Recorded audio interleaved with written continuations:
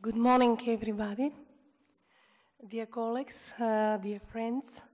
Today we have a pleasure to have with us Professor Nebojsa Nakicenovic from International Institute for Applied System Analysis. Nebojsa is a Deputy Director General of this center and former Professor of Energy Economics at the Vienna University of Technology. Among other positions, Professor Nakicenovic is member of the United Nations Secretary General High-Level Technical Group Council on Sustainable for Energy for All initiative. Also, he is a member of the Advisory Council of the German Government of Global Change, member of the International Council for Science Committee on Scientific Planning and Review, a member of the Global Carbon Project, member of the Board Climate Change Center Austria, member of the working group of the Austrian Panel on Climate Change. Also, he is a member of the panel on socio-economic scenarios for climate change impact and response assessment, member of the Renewable Energy Policy Network for 21st Century Steering Committee, and member of the International Advisory Board of the Helmholtz Program on Technology and member of the Earth League. Too many memberships to mention.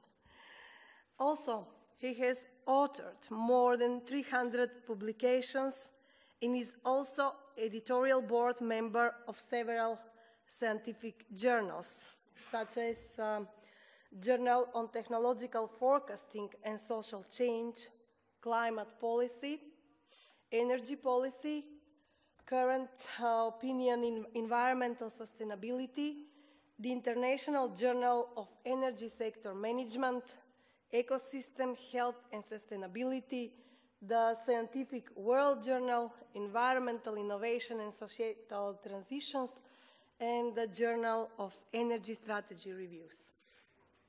Last but not least, particularly actual for the current time, Professor Nakicenovic is one of the candidates for the Intergovernmental Panel on Climate Change chair, which is to be elected at the forthcoming plenary session just after our conference here in Dubrovnik.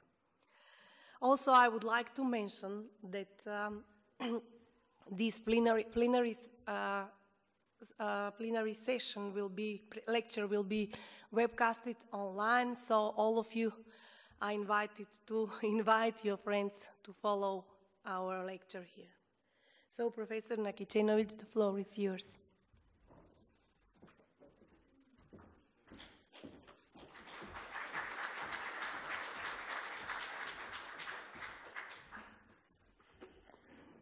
Good morning, everybody. I'm absolutely delighted to be here. I would like to also thank Natasha for the very kind introduction. What she didn't say is that she's also a candidate for the IPCC, so we'll be here next week together. She's a candidate for the vice chair of the Working Group 3. That's undoubtedly going to be a very important working group dealing with mitigation issues. So if we get elected, we'll be working together, but I hope we'll work together anyway. Before I get to my presentation, let me just say that I'm really also exceedingly delighted to be here. I would like to thank Neven, Daniel, and other organizers for inviting me. This is, in my view, a very important conference because it deals with energy and the nexus, and these are some of the challenges that we'll be facing in the future. But I also have a personal reason, maybe I should say it, is I spent my whole youth here in the beautiful Dubrovnik. It's wonderful to be back, and also across the airport on the other side in Montenegro, in Herceg-Novi. This is where I come from, and so it's absolutely nice to be here, and then we'll be staying for another week, so I have time to enjoy it. Now, let me get to my presentation. I plan to speak for about 40 minutes, and what I would like to address is the issue of Sustainable Development Goals, SDGs. And as many of you might know, On Monday, they have been adopted by General Assembly in New York after the spoke of the Pope that attracted enormous attention. It has been, I just came from New York. I was there. I would argue that in some ways, maybe this is a turning point about the way we see the future. So the 2015 will, I think, stay on the record as a very important year. First, the Sustainable Development Goals, so we'll start with that. Then we'll go more to the energy issues. And then, as you know, toward the end of the year, we'll have the COP21 in Paris. There are already quite a lots of commitments from the countries coming in, and I will close my presentation with saying a few words about that. But I would argue that 2015 is a very important year. It might be a start of a grand transformation to a sustainable future, and energy has to play a key role in that. And so that's actually the point of my presentation. So let me then just proceed and start with this figure. This is a map of the world.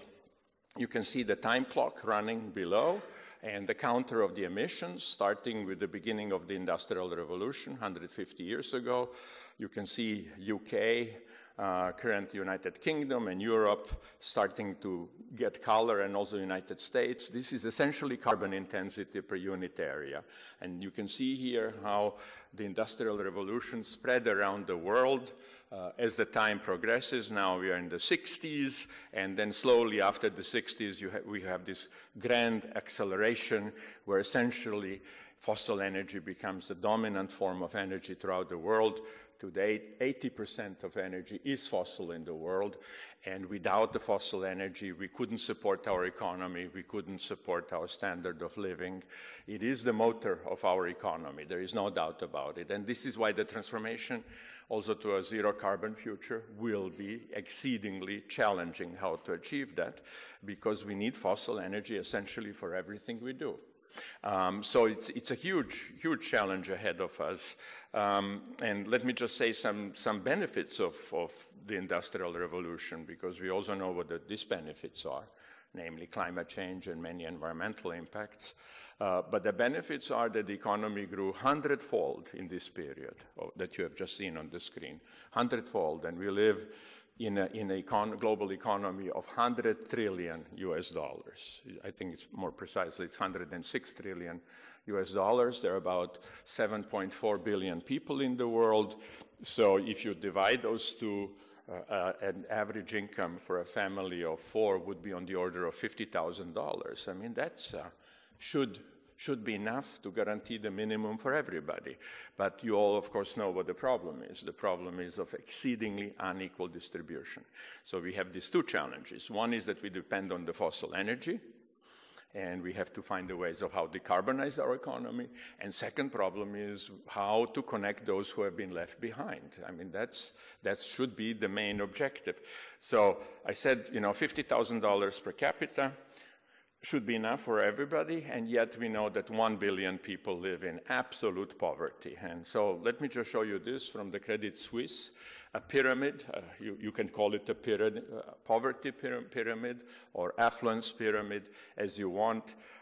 Basically, I will not go through all of the details. Let me just tell you, this shows the estimate of the global wealth in the world. Much of the global wealth is in the property, buildings, that consists quite a lot of wealth. And if you look at the top of the pyramid, 35 million people own over 100 trillion. So as much as the whole economic output per year. If we add the two top slots on the pyramid, that's a little bit less than 10% of the population, but owning more than 85% of the economic wealth in the world. And then the bottom of the pyramid, you can see the 3 billion people who essentially did not benefit from the Industrial Revolution. And so they have to benefit for the next revolution. Let's call it sustainability revolution, whatever you prefer to use. So these 3 billion people are really the key, at least for me, as we look in the future. And that's intimately connected with energy, because 3 billion people do not have access to modern fuels. They have to cook with traditional biomass or coal. When you do that in the houses, and I remember that from my childhood here in the Western Balkans, Open fire was used very often. That means that you inhale all of the pollutants. We estimate that about 4 million people die prematurely every year from indoor air pollution. And that's primarily women and children because they spend much of the day in the house. So you can see that that's really the challenge in my view. And this is why the Sustainable Development Goals are so important, what happened last week in New York, because that's our moral agenda for the coming decades, and I hope also for the rest of the century. And I don't know whether you're familiar with the goals. I've tried to memorize them all because I think they're all exceedingly important. There are 17 goals. The 17 goals have 169 targets. I would say, unfortunately, most of the goals are not quantified. They are, more aspirational, but they include important things. Goal 1 is poverty, then we have hunger. I've highlighted it in the red. I will not go through the details, just that you give an impression. Healthy lives, education, all exceedingly important. And then we come Goal 6, water and sanitation. About over 1 billion people do not have access to clean water, and about maybe 2.5 or so do not have access to sanitation. And energy is Goal 7, and I'm really, really delighted that we finally managed to have Goal 7. Millennium Goals did not have energy as part of it, and I'm really glad that it's part of the SDGs, and I will talk a little bit more about it. And then, of course, 17 is about the sustainable development. That's what it is all about. So these 17 goals together are an important agenda for the future transformation. And from the energy point of view, I would say the key challenges in that context are energy access, what I already mentioned, the 3 billion people who do not have access to clean cooking fuels, and about, let's say, 1.5 billion who do not have access to electricity. And, this is a contradiction of the modern times. I don't know if you have looked in the statistics, but it is estimated that every single person on the planet has a telephone. That means there are about 7 billion phones around. And yet 3 billion people don't have electricity. So it's a deep contradiction. They have to charge the phone with diesel generators. If you do the numerics, and I'm sure most of you are energy experts, it's easy to do, you will see that the cost of a kilowatt hour would be on the order of 10 times as much as we pay.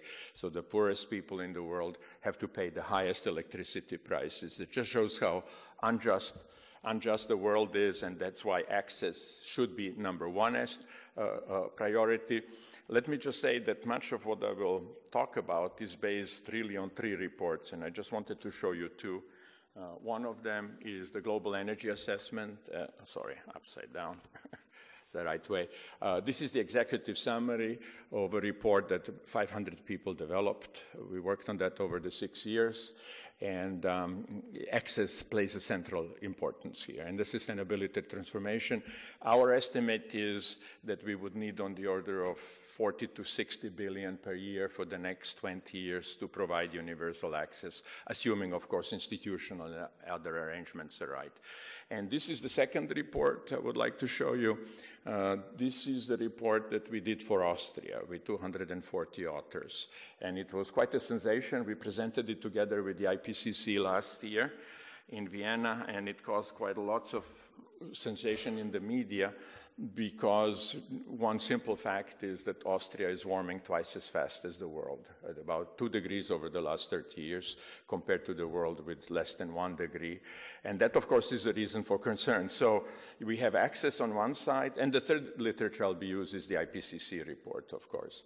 And so we have access on one side, issues of energy security that I don't need to comment on, and then the questions of air pollution, climate change. So the energy nexus is really complex because we have these multiple objectives. Now, fortunately, there have been quite a lot of work done, and I would like to highlight one activity which is called Sustainable Energy for All, that has been invoked by Ban Ki-moon, Secretary General. Sustainable Energy for All came up with 3 goals for the coming decades. One is this universal access in the world. Second is double the rate of the energy efficiency improvement. And the third one to double the share of renewables from some 17% today in the world to over 30%. So very aspirational and ambitious. And much of that was based on the science in the global energy assessment and has now become goal number 7 that I mentioned before. So goal number 7 is the only one due to sustainable energy for all that actually has these 3 very specific quantitative targets. 3 specific targets. Here they are, as they're listed in the goal number 7. I will not go through the detail, but you can see it yourself. 7.1 is access, universal access. 7.2, share of renewables, doubling the share, and 3, improving the efficiency. And then, of course, for that we need research and development and investment, in particular in the developing countries. So that's goal number 7. I would say key for the future development over the sustainable future. Now, and then I will conclude this brief introduction. Given that these Sustainable Development Goals are accepted and have been now by General Assembly, I think it was expected they would be accepted as they are.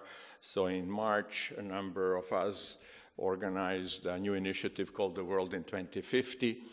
What we would like to do here is starting next year is to invite all of the key groups around the world, analytical groups that work on issues of sustainable development, from energy to water to development, to understand a little bit the Sustainable Development Goals and how they can be implemented jointly. And the whole point, in my view, is to understand how we can go from here into a future, let's say in 50 years from now, that is safe and just, that everybody can enjoy development, and that we can protect our planet, that we will not exceed the planetary boundaries. And I think this requires understanding of how the 17 Sustainable Development Goals will interact with each other, where there are barriers among them and where there are synergies, where there are multiple benefits of achieving them in the same way. That's the bullet number 4. So quite a lot about that study will be about the multiple benefits of achieving this transformation. So this is from the aspirational side. Now the reality, and I will use the IPCC. So I showed you the map of the carbon increase in the world in the space. This is in the time from the last IPCC report. Since 1970, and what you can see here, actually we are going in the opposite direction than decarbonization. In fact, the rate of emissions has increased in the last decade. Has increased, and as you know, we clock the warmest years ever on the record. This year is very likely to be the warmest on the record, and these 2 things are clearly intertwined because greenhouse gases are the major source of climate change. Now, and fossil energy, shown in yellow, is the largest share of all of the greenhouse gases. So without energy, we cannot solve that problem. Of course, land use is important, and land practices, what we do with the oceans, but energy is the key, so we shouldn't forget that. And when we think about how to achieve the transformation I was talking about, I think we have to really understand how the energy system will evolve over the coming decades and what we can do to guide the evolvement in the right direction. Now, I would argue that most important finding of the IPCC, of the 5th assessment report, is this. I think this is something that science community has known for a long time, but it is significant that the governments, together with scientific communities, have agreed on that in the last assessment report of the IPCC, and it is the notion of the carbon budget. Let me put it this way. The amount of carbon that humanity can emit or deposit in the atmosphere for any level of stabilization of climate is limited. And then so it's a stock. It's a limited stock. Now, for stabilizing climate at 2 degrees or below, above the pre-industrial, and as I said before, we already reached almost 1 degree, so it's essentially 1 degree to go. For that, the total budget, as you can see here, is about 3,000 billion tons of carbon. That's it. And if we emit more, then we'll be committed to a higher temperature than the 2 degrees. Now, that's a very limited budget because we have already emitted 2/3 of that. That's the green amount. So we have roughly 1,000 billion tons to go. This budget has to be used in the best way, because fossil energy is precious and it's really important for development. And it has to be slowly substituted with non-fossil energy sources and with the new lifestyles, new behaviors that limit the emissions. So I would say that's how one has to see the problem, and I'm really happy that IPCC has formulated that, because I think it captures the imagination that it's a limited resource. So it's not the fossil fuels that are a limited resource, they're very plenty. It is the amount of carbon that we can actually emit that's limited. But there are also powerful trends that we shouldn't forget. And my talk is also quite a lot about these really powerful trends around the world. So I would like to show you 4 of them, just very briefly as a kind of pictures. So the first one is the urbanization. Urbanization is perhaps one of the stronger changes on this planet. On the vertical scale, you see the percentage of people in the world living in the cities. It's more than 50% today. So more than 3.5 billion people live in urban areas. And almost all of the projections, you look into the literature, indicate that we might be something like 2/3 urbanized in the second half of the century. And what does that mean? We might have something on the order of 9 to 10 billion people by that time. And if 70% live in the urban areas, we are talking about 7 billion or so in the urban areas, doubling the population. I mean, just think about it. And there is another small jewel in the IPCC report in the Working Group 3. In the settlements chapter, colleagues have estimated to build the cities for these people, for the people who will be joining 3 billion people who will be joining the cities over the coming decades. To build those cities, you need concrete, you need steel, you need other infrastructure. The implied emissions of building the cities are 300 billion tons, so 1/3 of the carbon budget we have. That means 1/3 would go for infrastructures, the other 2/3 would be left for other uses. So it is a tall order to achieve that. And one day, probably the whole world might look like the highly industrialized countries where essentially everybody lives in the urban areas. That might be good news for the nature, leaving nature back, leaving land back to nature. And if you look at the BRICS, the rapidly industrializing countries that are now also in the economic slowdown, you can see that the urbanization is even stronger there. Maybe another trend, very good one. More than half of the globe has secondary education, more than 3.5 billion people. Hopefully, we will see something with secondary education in the second half of the century, as we have today with the primary, that about 2/3 of the population is educated. Now, this is really important because human capacity, knowledge, I would argue, is the only resource that's really, truly renewable. Even more renewable than renewable energy, because really all you need is education for it. But for education, you need some energy. The tertiary education is still only at a few percent level. And the other development is, if you look at the percentage of the global population living under participatory government in pluralistic system, that's also increasing. And that's maybe not all that well known. Of course, we include here India as a democracy as well, otherwise the picture would look very different. So, people will be living in the cities, they'll be more educated, they'll be more empowered because they'll have higher knowledge. They might have more participatory governments, in particular at the local level. And, you could argue that's great because that means we'll be all involved, we'll be all, so to say, committed to the changes we agree on. On the other hand, as we know, that's not going to be all that easy. I mean, it is in pluralistic societies, it is difficult to reach decisions, in particular the permanent ones. So I would just say that this is the real nature of the challenge. And the last thing, back to carbon, I wanted to show you is this is now the cumulative curve of the carbon emissions. So now I've shown you 3 ways. First was the spatial distribution of carbon. Then I showed you the last 30 years from IPCC, and this is the whole history of carbon emissions from the past to the future. You see we are also exceeded the 50% point, like in the other mega trends that I've shown you. And perhaps if you look at this, you might be wondering, why I cannot plot this as a real S-curve. Why does it saturate at 80%? It's not an error. I've done that on purpose, and let me try to explain this. This is, in my view, a very important point. So if we look at the true emissions, even of the lowest scenario in the IPCC, and that's the lowest scenario, so-called RCP 2.6, it's the scenario that stabilizes climate at below 2 degrees. 60% likelihood of staying below 2 degrees. The actual emissions of that scenario are a real S-curve.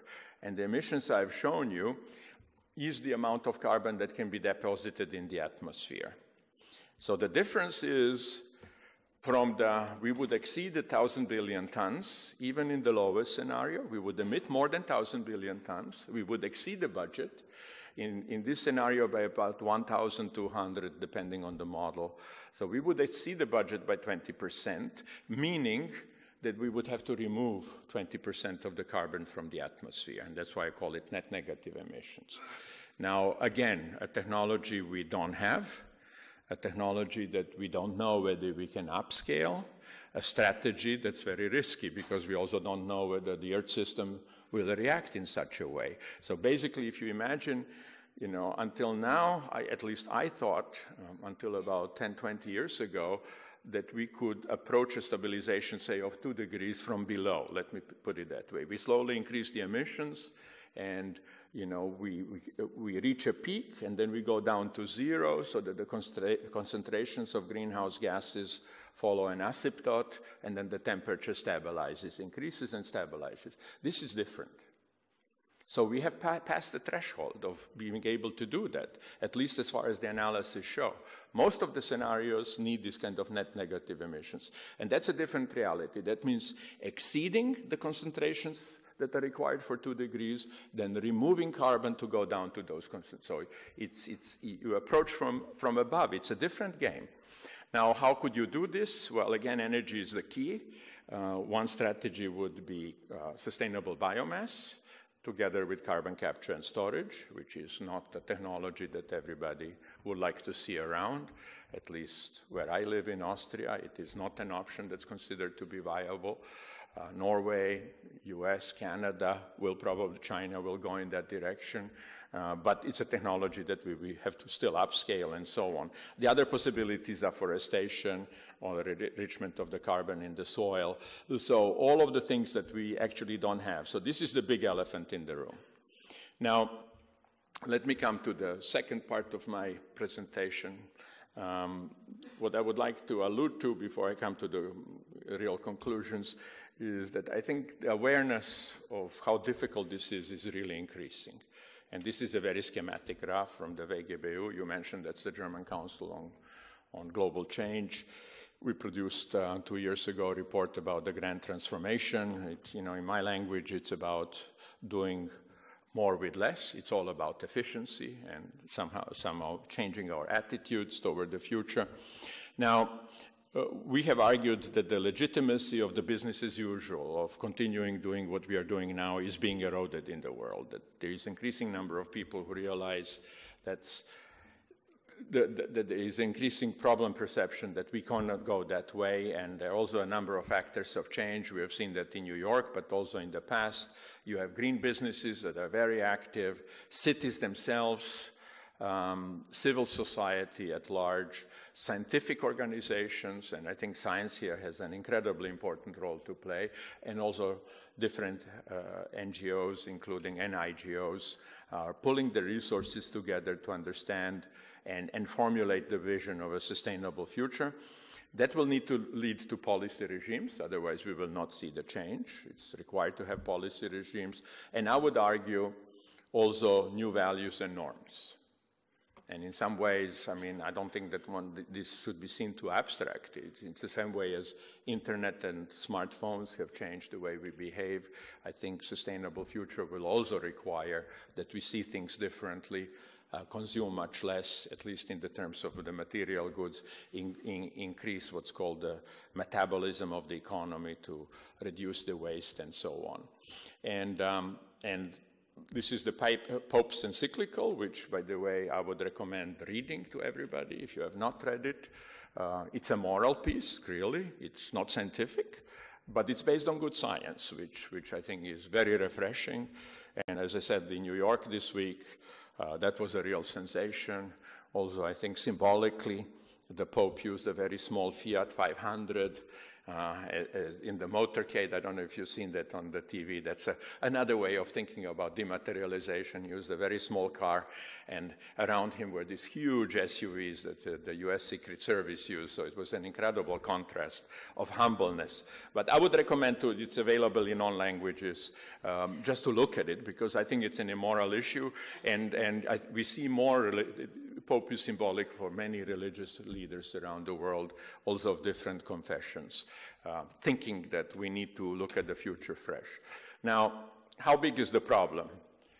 This is 1 ton of carbon dioxide, just that you know. We have 1,000 billion left of those. We emit every year 40 billion of these spheres. That's at the atmospheric pressure. We don't see it because it's a gas, but we should be aware that this is one of the largest mass flows caused by our society.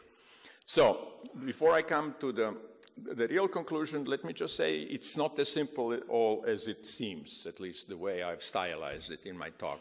Just want to make sure that you don't believe that I think this is easy to done. I think it's really difficult, and I'll just give you one example. Nighttime lights of US. US is the most lit country in the world. We see it in the deep space. This is a telltale sign of human affluence on the planet. But you see the square up there. I don't know if you all know what it is.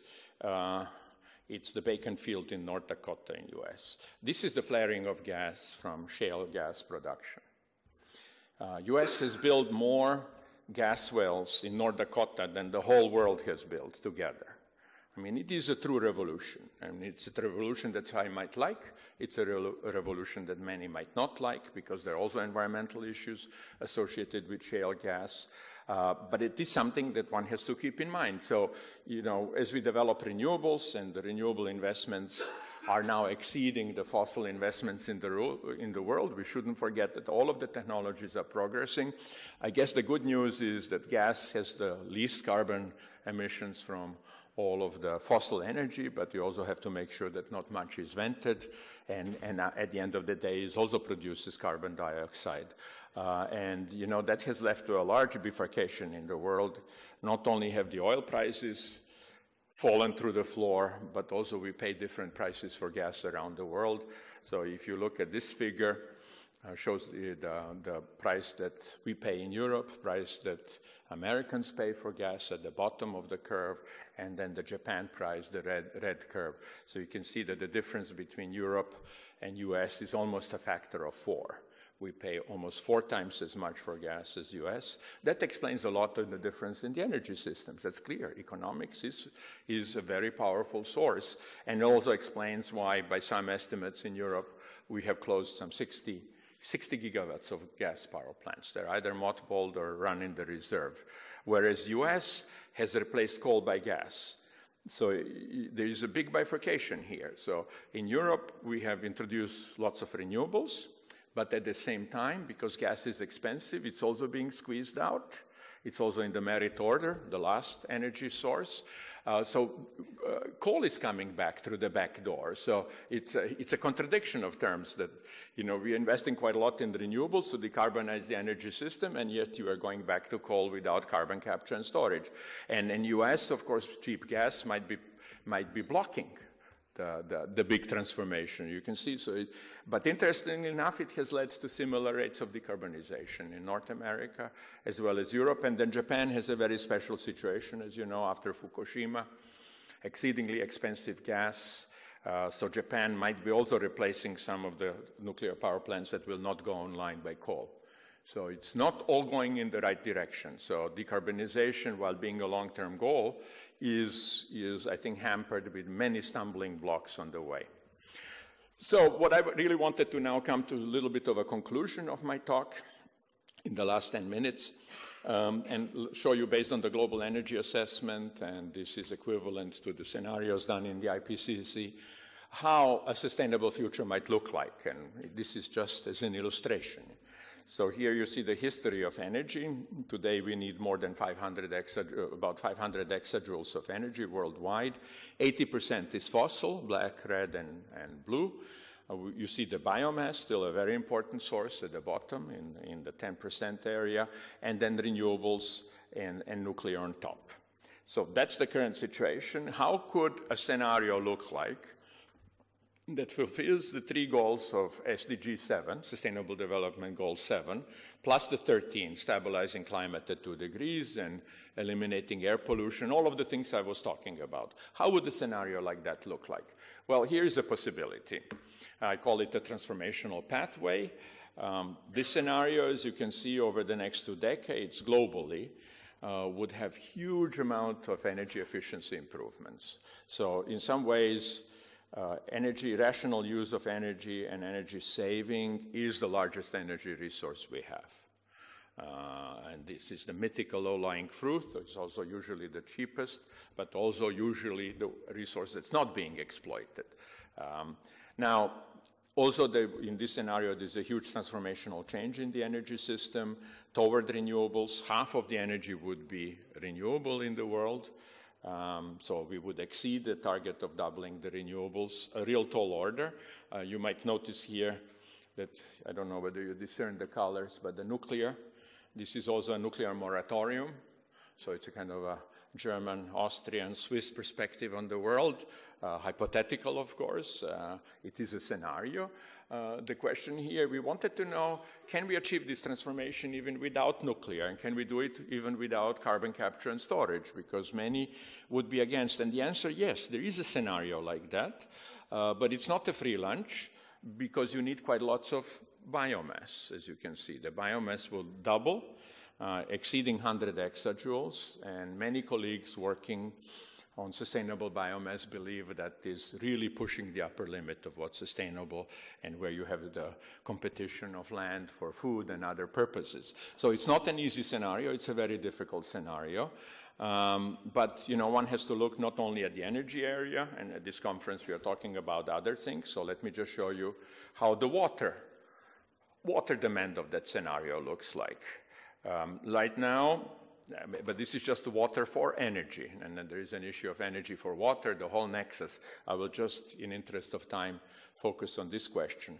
So right now, the largest demand in the energy system of water is for coal, and it's a big issue, in particular in surface mining.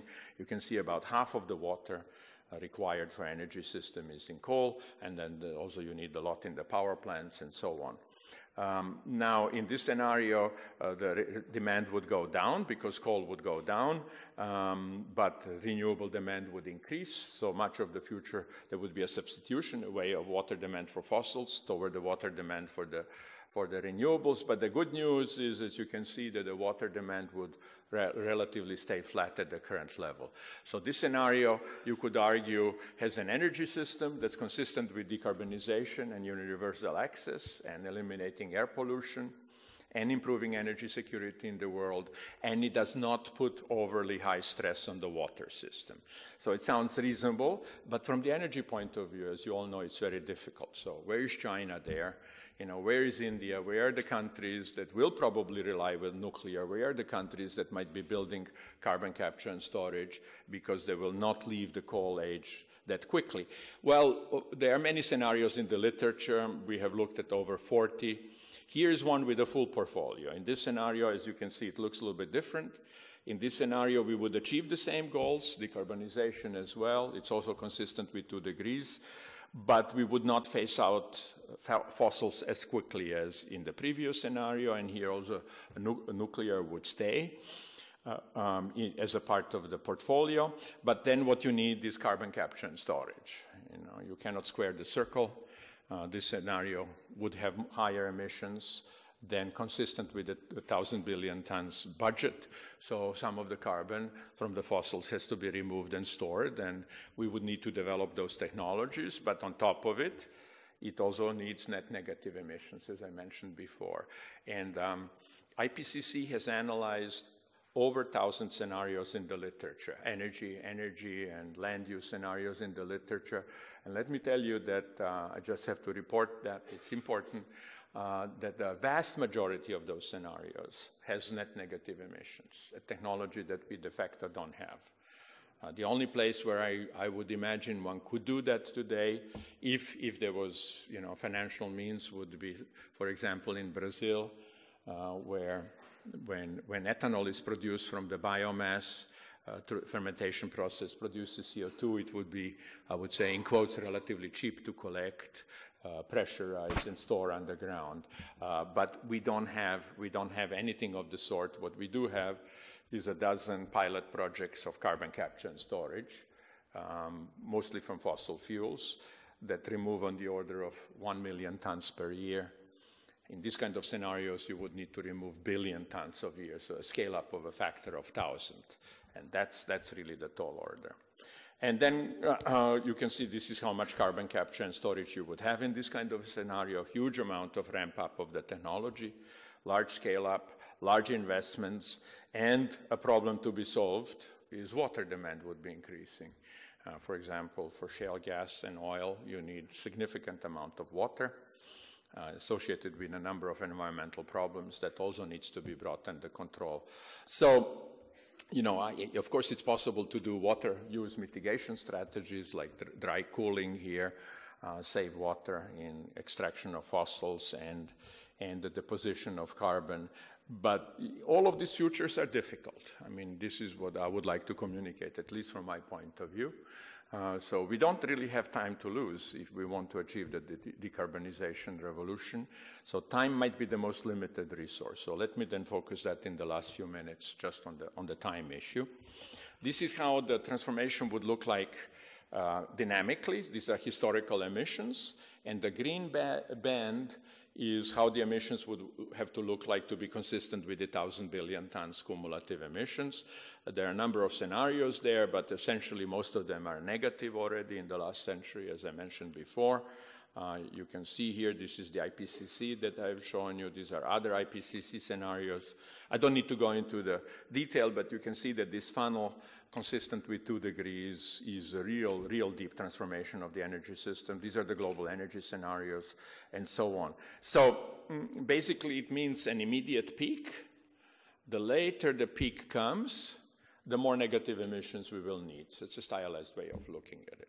The sooner the peak is, and the lower the peak is, the less we will need to rely on technologies that we do not control now. But in all cases, efficiency and rational energy use is essential. I would even go beyond that in my personal view. This is not a scientific statement, it's a personal statement. I also believe that renewables, large share of renewables, is only consistent with a very efficient energy economy. Otherwise, we might get stuck with a fossil development pathway if we use huge amount of energy. Now, let me show you then toward the conclusion very quickly the 3 INDCs. As you know, these are the national commitments that are flying in. Significantly, EU was one of the first to do it. Then US and China. I will not go in all of the other 50 that have been submitted. Let me just show you this EU. So these are the past EU emissions. You see leveled and then decreasing. So EU had already a peak. We are behind the peak. And these are the future scenarios, the bands of scenarios that go toward 2 degrees. So how does the EU look like? Well, pretty much in the mid-range, and then by 2050 down by 85%. That's consistent with 2 degree scenarios. But as you can see, some of those European scenarios for Europe are also negative. But let's say we are going in the right direction. Now, US, also declining energy emissions. US also has a peak behind it. Again, against the backdrop of the future scenarios. This is the American commitment in the INDC. Again, pretty much in the middle field of the scenarios of 2 degree, but not in the middle field of the scenarios that do not deploy negative emissions. I need to say that. And this is why many of the environmental groups are saying what we have seen in the way of INDCs is not enough. So you can see it both ways, but it's a huge step in the right direction. I think both EU and US, I think, have declared quite ambitious goals. I hope that they can be realized. And now comes China, perhaps the most difficult. And this was, I think, a phased transition when last October China committed to a peak of emissions. This is what they promised. We know roughly where the peak would be. It's in the upper range of the scenarios that we know in the literature. I've just analyzed a recent paper from colleagues from China that looks how it might look into the coming decades, ramping down very, very quickly. So almost a symmetric peak and down decline, but you can see in which range it is. It is in the range of lots of negative emissions for the next century. So while I think the Chinese effort is incredibly heroic and ambitious, it is something to worry about a little bit. And I have only 2 more slides before conclusion. I would like to show you this one because I talked about urbanization. I think much of the changes need to happen in the cities. In the global energy assessment, colleagues have looked at the energy demand. On the left is the most intensive energy. You know, basically much of energy is required for the buildings. And on the far right, which is the most efficient urban system that one can think of. And you can see only 1/5 of the energy.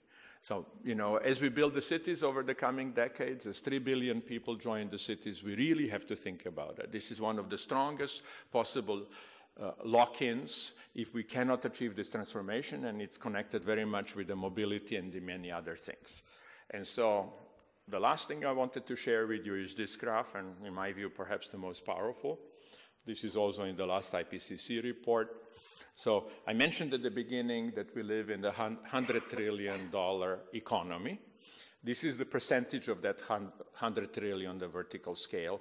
So to improve energy security, many of the analyses done for the IPCC show that about 0.2% would be required, about 200 billion translated in money. That's what we would need to invest every year for the coming decades to improve energy security worldwide, to eliminate air pollution about 600 billion, and to deal with climate change over 1 trillion, about 1,200 billion.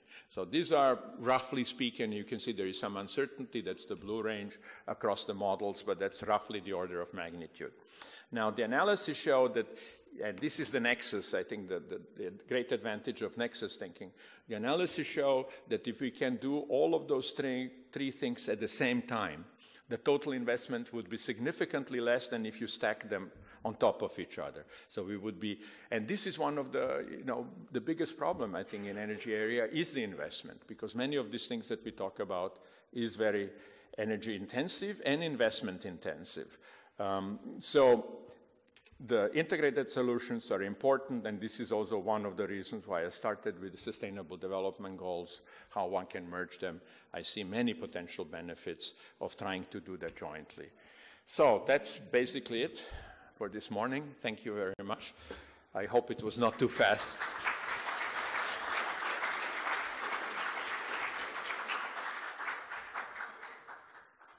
Shall I come over to the table, or? Oh, maybe I'll stand. Okay. Yeah, okay. Time for questions. Professor.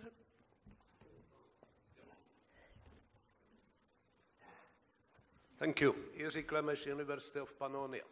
Have you got some figures? What is impact of military conflicts? On military? Conflicts, wars. That's a good question. Actually, we've got at the moment quite unfortunate situation, and I believe that during the military conflict, you know, no Euro 5 exhaust and other things, and I haven't found the figures. Well, excellent question, but I'm afraid I can't really respond to it in an informed way. I mean, I just now that you mentioned it, I remember the study that my colleague Bill Nordhaus from Yale did before the Iraq conflict. And he was arguing in the Congress in one of the testimonies that, you know, going into the Iraq conflict would be a huge expense. I forgot now something, he estimated something like 50 billion. And that turned out to be pretty much the right number. So there is no doubt that we have not just huge military investments, but also huge destruction of capital. I mean, that's the real problem. And not just the human misery, that's probably the most important. On top of it, you have the destruction of capital, and it's and destruction of institutions and everything. So I wouldn't venture to go that way. I think this is probably the biggest challenge. Yeah, of course, I talked about energy and a little bit about water and development, but the military conflicts are a big barrier to the development. So I'm afraid I cannot give you an informed answer, but I do agree that this is the key question.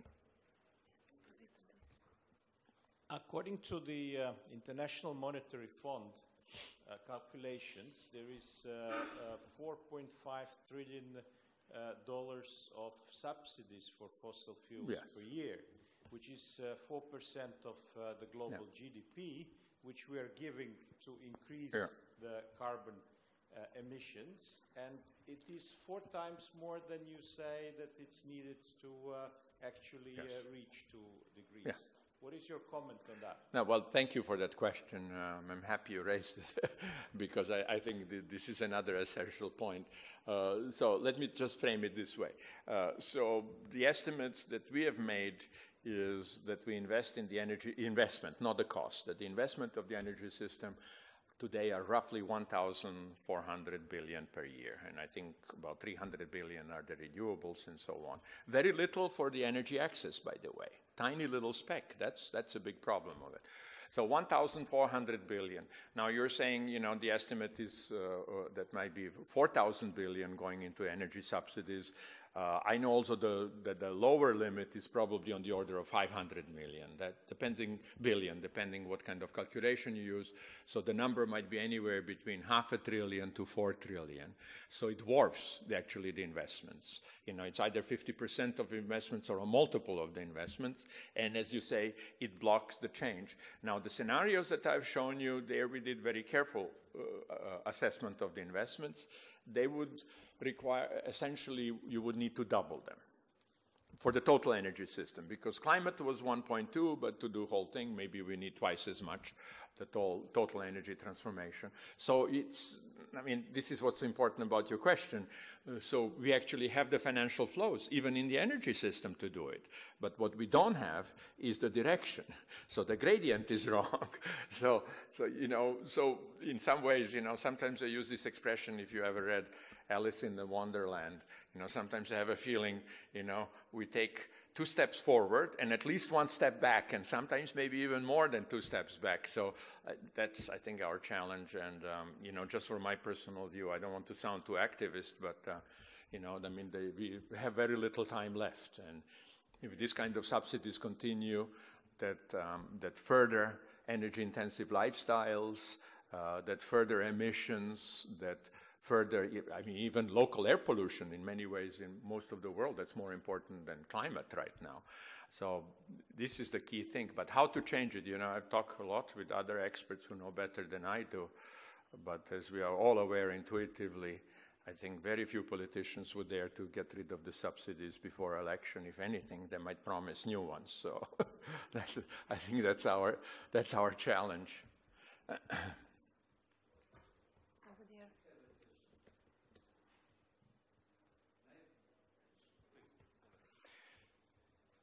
Good morning. Thank you for your presentation. Sorry, is that right? Yes. It's about hydrogen. How do you see hydrogen playing a role in your scenarios? As a transportation fuel, or is it part of your renewable electricity? Or? Yeah, I think hydrogen is an important topic. I didn't have time to discuss it in detail. I would say that hydrogen and, of course, electricity are the 2 major carriers of the decarbonized economy. Right now, the cheapest source of hydrogen is natural gas, but the CO2 is vented. So the first step would be then, because we have about 5 exajoules out of 500 in form of hydrogen in the world economy, but that's for non-energy purposes primarily. So why not store at least that CO2? But I mean, we would need to have a more organized system. I think in the long run, once you have the infrastructure, let's say based on the gas today with capture, then with renewables, I think we already have a number of initiatives in that direction. There is no doubt that long-term storage of renewable electricity probably will have to be done either with hydropower, that's limited, and then with hydrogen and batteries. We don't have that many technologies. So I see hydrogen as the key. And just think about it, just, you know, to take too much time.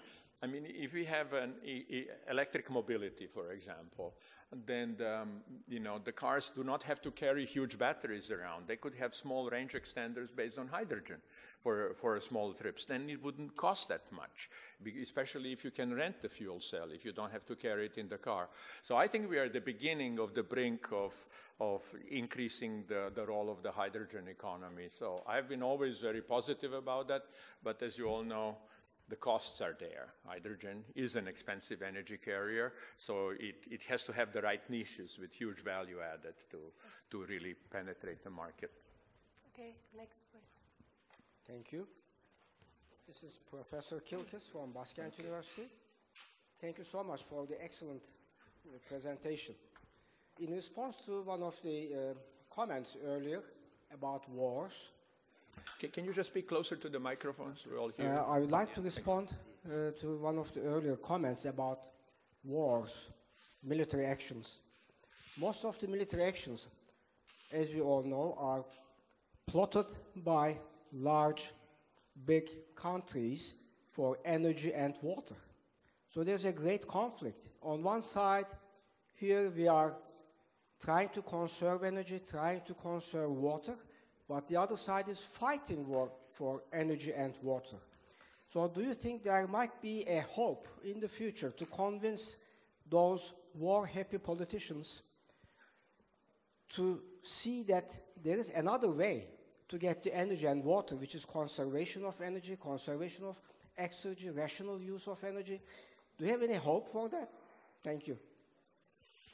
Well, I don't know what to say, but I would imagine that this is two sides of the same coin in some ways. You know, the great advantage of oil is that it's concentrated, and it's concentrated in few places, and therefore it's a strategic resource because it's so important in our economy. And I think that's why it's so closely connected with the military complex. Everybody wants to secure their supply of oil and influence the supply of oil. So the transformation to a more distributed energy system might also have a dividend for peace as well. You know, as the world becomes more interconnected and as we produce more on site, there might be less interest in the grand geopolitics that I think we were alluding to. Last two questions. Short one, please.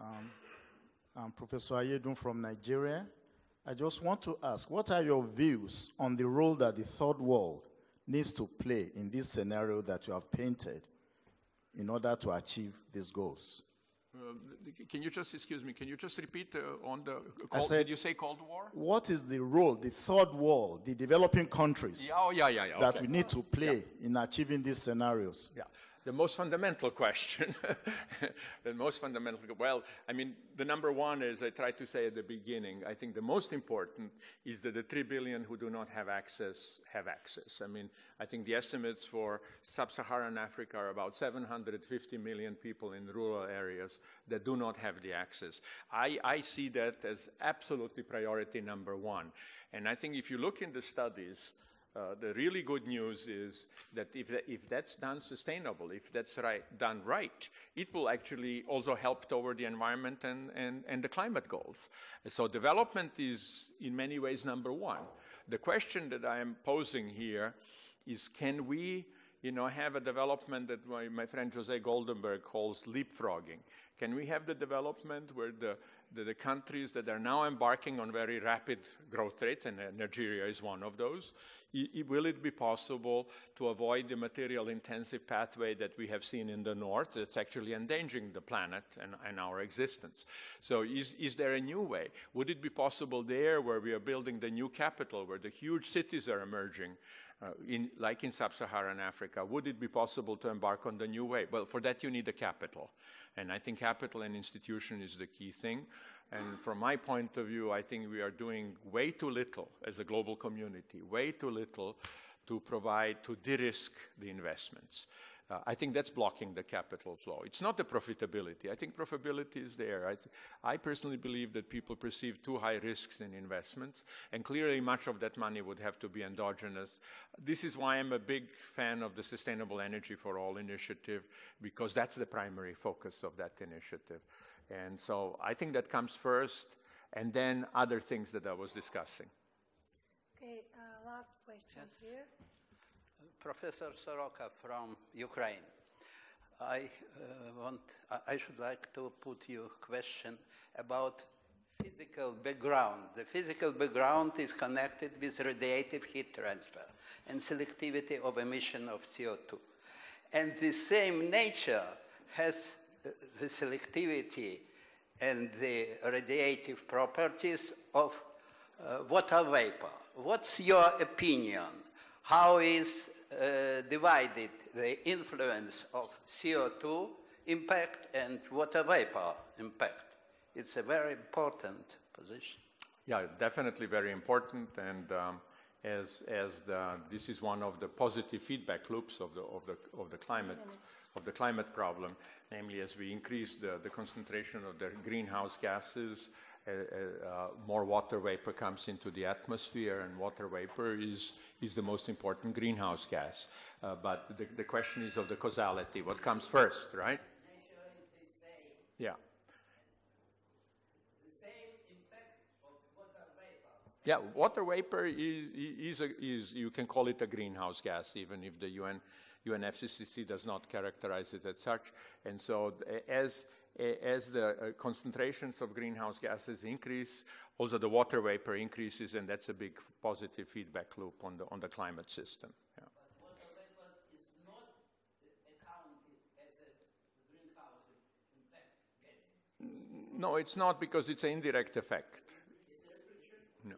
The same effect is still present, is not Yeah, but in any case, it's a good question. You know, I'm old enough. Let me just conclude. Yeah. Let me just conclude with one statement. I remember back in the 70s, we have been studying exactly the issue you're talking about, because we thought at that time that we would have a huge energy demand, and if you use huge amount of cooling water, much of the cooling water would end up as vapor in the atmosphere, whether that would be a significant additional climate effect. Yeah, so people have been worried about that. So thank you very much. Yes, so many questions I can see remained not answered, but I hope that Professor Nakicenovic will be available to discuss with you over the coffee break. Please join me in applauding Professor Nakicenovic.